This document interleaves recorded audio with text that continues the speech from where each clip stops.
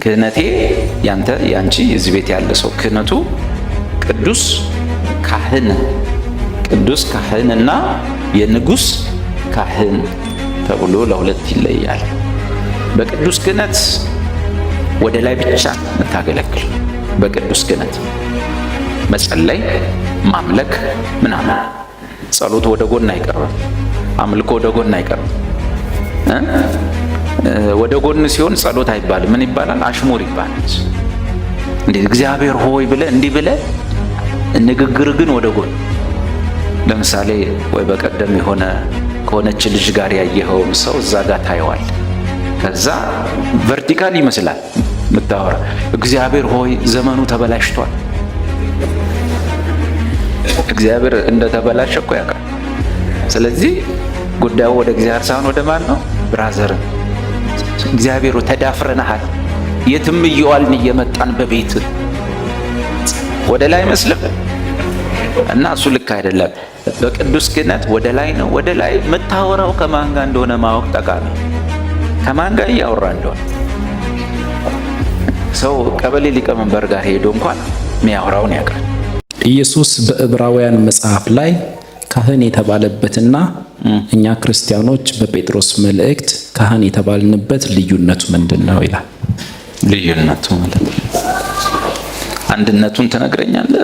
አንድነቱን ብጽፍ ልዩነቱን መልሶን አልገባኝ። ኢየሱስ ሊቀ ካህናት ነው። ካህን ሳይሆን ሊቀ ካህናት፣ ካህን ሳይሆን የካህናት አለቃ። በአማርኛ የካህናት አለቃ። የካህናት አለቃ ከሆነ አለቃ የሆነባቸው ምኖች አሉ ማለት ነው? ካህናቶች አሉ ማለት ነው። እኛ ካህናቶች ነን። እሱ ሊቀ ካህናት በግዕዝ፣ በአማርኛ የካህናት አለቃ። እነማን ናቸው ካህናት? እዛው ጴጥሮስ አንደኛ ጴጥሮስ 2:5 ራእይ ምዕራፍ 5 ሁለት ቦታ ላይ ሰው ካህን የሚደረገው በምንድን ነው? በምንድን የሚደረገው? በቆሎ ትምህርት አይደል? በቆሎ ትምህርት ግዕዝ በመሸምደድ ነው ካህን የሚሆነው። እንደሱ ከሆነ ኮሪያ ግዕዝ አያውቅም፣ ጣሊያን ግዕዝ የለውም፣ ቻይና ግዕዝ የለውም፣ ካህን ላይ ሆኑ ነው ማለት ነው። ኢየሱስ መድኃኔ ዓለም ነው። ይሰማል? መድኃኔ ዓለም ነው። እና ክህነት እንደሱ አይደለም። እሱ የሰው መንገድ ነው። አንድ ሰው ካህን የሚደረገው እንዴት ነው? ዘሌዋውያን መጽሐፍ ላይ መጀመሪያ ለያቸው፣ መርጣ አውጣቸው ይላል አይደል? ለያቸው ይላል አይደል? መጽሐፍ ቅዱስ ምን ይላል? ዓለም ሳይፈጠሩ አስቀድሞ ያወቃቸው እነሱን ምን አደረጋቸው? ጠራቸው። መጀመሪያ ተጠርተህ ትወጣል። ጠራቸው። ከዛስ በኋላ ምንድን ነው የሆነው? ሙሉ ገላቸውን እጠባለሁ ሙሴን አይደል? አሮንና ልጆቹን ሙሉ ሰውነታቸውን በምንጭ ውሃ። ምንጭ ውሃ ማለት ምን ማለት ነው? የእግዚአብሔር ውሃ፣ ንጹህ ሰው ያላጠራው፣ ሰው ኬሚካል ያልጨመረበት የእግዚአብሔር የሆነ የምንጭ ውሃ። በአዲስ ኪዳን ማን ነው? መንፈስ ቅዱስ። በብሉይ ኪዳን የምንጭ ውሃ። ከዛስ እጠባቸው። እኛንስ መጽሐፉ ምን ይላል? እናንተም በውሃ ነው ወይስ በአምላካችሁ መንፈስ ታጥባቸዋል፣ ተቀድሳቸዋል፣ ጸድቃቸዋል። ከዛስ አልብሳቸው። ማን? መደበኛው ሕዝብ የማይለብሰውን አይነት ልብስ አልብሳቸው። በአዲስ ኪዳንስ ኢየሱስ ምን ኃይልን ትለብሳላችሁ አለ። መንፈስ ቅዱስን የተቀበልን ቀን ማንን ለበስን? ክርስቶስን ለበስ ነው ማለት ነው። እዛ ጨርቅ፣ እዚህ ልብስ ክርስቶስ፣ እዛ የምንጭ ውሃ፣ እዚህ መንፈስ ቅዱስ። ከዛስ ጆሮአቸውና አውራጣታቸውን ደም ቀባው፣ ደምና ዘይት። ስለዚህ ከመንፈስ ቅዱስ እንሰማለን። ወደ እግዚአብሔር መጸለይ ማምለክ ደግሞ ቻለን። ከዛን ቀን ጀምሮ መጸለይ እኛ እንደዚህ ስንጀምር በዛ ፕሮሰስ ውስጥ ያላለፈ ሰው ያየናል። እውነት ውሸት ያየናል። አሁን በጌታ ያልሆነ ሰው ቢመጣ እኛ ስንዘመር ስንጸልይ እንደውም አንዳንድ ሰው ይሄን ሁሉ ኬት ነው የሚያመጡት ይላል። አጥነተንም ይመስለዋል። እና በዛ ፕሮሰስ ያላለፈ ሰው እንደ ጦጣ ያየናል። ምን አይታችኋል? እኛ ስንጸልይ ስናመልክ ቀስ ብሎ የሚያይ ሰው አይችልም። ምንድነው? ፕሮሰሱን አልጨረሰም፣ ገና ነው። ያን ፕሮሰስ ሲያልፍ፣ ሲታጠብ፣ ሲለብስ፣ በተለይ ሲለብስ ምንድነው? ሰው ኃይልን ሲለብስ እናቱን መፍራት ያቆማል፣ አባቱን፣ ጎረቤት ምናምን ጣጣ የለውም፣ አይፈራም። ልብሱ ወሳኝ ነው። ያለበሰ ሰው ያፍራል እኮ ሰው ፊት አይመጣም አይደል? ሰው ፊት ኢየሱስ ምን አላቸው? እናንተ ግን ኃይልን እስክትለብሱ። ለምን? ፈሪ ናቸው። ገረድ ፊት እንኳን ይክዱታል። ራቁቱን እንደቆመ ሰው ሼምፉል ናቸው። ኃይልን ሲለብሱ ግን ጴጥሮስ ደፋር ሆነ። የለበሰ ሰው ለብሶ ለመውጣት አይፈራም አይደል? እንደዛ ነው። መንፈስ ቅዱስን ኃይልን አለበሰን። ጆሮአችን ተቀብቷል፣ እንሰማለን። እጆቻችን ተቀብተዋል፣ መጸለይና ማምለክ እንችላለን። ይሄ ነው የክህነት ፕሮሰስ። ራእይ 5 ላይ ምን ይላል? ታርደሃልና። እናስ ታርደህ በደምህም አይደል የሚለው? በደምህም ከነገድ ሁሉ ሴም፣ ካም፣ ያፌት፣ ኮሪያም አለበት፣ የአይኑ ትንንሹ የአፌት ዘሮች በሙሉ አሉበት። ሴም አለበት፣ አረብ አለበት፣ አረብ ሁሉ አለበት። የሰሜን አፍሪካ ሀገሮች ሁሉ አሉበት። እና ደግሞ ካም አለበት። የሲቪላይዜሽን መጀመሪያ የስልጣኔ ምንጭ የሆነው ካም አለበት። እና ይህ ሁሉ ነገድ ሁሉ ቀጥሎስ ከነገድ ሁሉ ከቋንቋም ሁሉ ክህነት በምን ቋንቋ ነው የሚሰጠው ማለት ነው? የክህነት አገልግሎት በምን ቋንቋ? ከቋንቋ ሁሉ አይደለም። በምንድን ነው? ክህነት በኮሪያኛ አለ፣ በታንዛኒያኛ አለ፣ ክህነት በጋኒኛ አለ፣ ክህነት በሞንጎሊያኛ አለ። ክህነት እና በሁሉም ቋንቋ ከነገር ከቋንቋ ከህዝብ ከወገን ሰዎችን ዋጅተህ ለአምላካችንን ካህናት አደረካቸው ይላል። ክህነት እኛንን ካህናቶች የኛ ሰርቪስ ጠያቄ ወደ ጠየቀው ልምጣና የኛ የክህነት ሰርቪስ እና የኢየሱስ የክህነት ሰርቪስ ይለያያል። የኛ የክህነት ሰርቪስ ሁለት አቅጣጫ ነው ያለው፣ ቨርቲካል እና ሆሪዞንታል። ቨርቲካሉ ወይም ቀጥታው ቅዱስ ክህነት ይባላል። ክህነቴ ያንተ ያንቺ እዚህ ቤት ያለ ሰው ክህነቱ ቅዱስ ካህንና የንጉስ ካህን ተብሎ ለሁለት ይለያል። በቅዱስ ክህነት ወደ ላይ ብቻ የምታገለግል፣ በቅዱስ ክህነት መጸለይ፣ ማምለክ ምናምን። ጸሎት ወደ ጎን አይቀርብም፣ አምልኮ ወደ ጎን አይቀርብም። ወደ ጎን ሲሆን ጸሎት አይባልም። ምን ይባላል? አሽሙር ይባላል። እንዴ እግዚአብሔር ሆይ ብለህ እንዲህ ብለህ ንግግር ግን ወደ ጎን። ለምሳሌ ወይ በቀደም ከሆነች ልጅ ጋር ያየኸውን ሰው እዛ ጋር ታየዋል። ከዛ ቨርቲካል ይመስላል ምታወራ። እግዚአብሔር ሆይ ዘመኑ ተበላሽቷል። እግዚአብሔር እንደተበላሸ እኮ ያውቃል። ስለዚህ ጉዳዩ ወደ እግዚአብሔር ሳይሆን ወደ ማን ነው? ብራዘርን እግዚአብሔር ተዳፍረናል፣ የትም እየዋልን እየመጣን በቤት ወደ ላይ አይመስልም። እና እሱ ልክ አይደለም። በቅዱስ ክህነት ወደ ላይ ነው። ወደ ላይ የምታወራው ከማን ጋር እንደሆነ ማወቅ ጠቃሚ። ከማን ጋር እያወራ እንደሆነ ሰው ቀበሌ ሊቀመንበር ጋር ሄዶ እንኳን የሚያወራውን ያውቃል አይደለም? በቃ የሄድክበት ነገር አለ፣ ያንን ታስፈጽም እንጂ ቆመ ዝም ብለህ ሰውየው ማይመለከተውን አታወራ። በቅዱስ ክህነታችን ወደ ላይ ነው። እሱ ቅዱስ አምላክ ነው፣ ሁሉን የሚያውቅ ነው፣ ሳታወራ የሚያውቅ ነው፣ የልብህን የሚያውቅ ስለሆነ እዛ ጋር የሚወሩትና የሚቀርቡት ነገሮች ላይ ጥበብ፣ ማስተዋል፣ ጥንቃቄ ይጠይቃል። መጽሐፍ ቅዱስ ዘምሩ፣ መዘመር ችግር የለውም፣ ዘምሩ ግን በማስተዋል ዘምሩ። ሌላው ሆሪዞንታል ነው፣ ወደ ጎን የምናገለግለው በቅዱስ ክህነት ሳይሆን በምንድን ነው? በንጉስ ክህነት ሮያል ፕሪስት በሮያል ፕሪስትሁድ ነው የምናገለግለው። አሁን ለምሳሌ ማገለግላችሁ ነው። ቅድም ስንጸልይ ስንዘምር በምንድን ነው? በቅዱስ ክህነት። ከሱ ጋር ነው ወሬው። ወደ ጎን ሲሆን የምን ክህነት ነው ይሄ?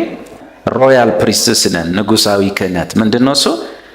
የእርሱን በጎነት እንድትነግሩ፣ ወንጌል መስበክ፣ ቃል ማስተማር፣ ምስክርነት፣ በመስሪያ ቤት የተለያዩ ቦታ በመንገድ ላይ ስለ እሱ በጎነት ለሰው የምትነግሩት ነገር ቢያንስ አይዞ እግዚአብሔር መልካም ነው ስትሉ በምን ክህነት ነው? በንጉስ ክህነት ነው። የተመረጠ ትውልድ፣ ቅዱስ ሕዝብ፣ ለርስቱ የተለየ ወገን እና የንጉስ ካህናቶች ወይም ንጉሳዊ ክህነት ያላቸው ሮያል ፕሪስትስ ናቸው። የእኛ አገልግሎት ይሄ ነው። የኢየሱስ ክህነት ግን ኢየሱስ ለዓለም ይማልዳል አይማልድም? የዓለም አማላጅ ነው አይደለም? ኢየሱስ ለዓለም ይማልዳል አይማልድም? አይማልድም። ድሮም የሚማልደው ለማን? አቤት የእርሱ ለሆኑት ነው። ሊቀ ካህናት ወይም የካህናት አለቃ በምኖች ላይ ነው የሚሾመው? በካህናት ላይ። ስለዚህ እዚህ ክህነት ውስጥ ያልገባ ሰው በኢየሱስ ምልጃ አይጠቀም። ኢየሱስ የሚማልደው ለማን? አቤት በእርሱ ላመነው ክርስቲያን የሚማልደው። ለዓለም አይማልድም። ለዓለም ኢየሱስ ሰማይ ቤት የሚሰራው ስራ የለም። ለዓለም የት ነው የሰራለት? ጎልጎታ ላይ ነው የሰራለት፣ መስቀል ላይ እዛ ሞቶለታል። እሱን ማመን አለ።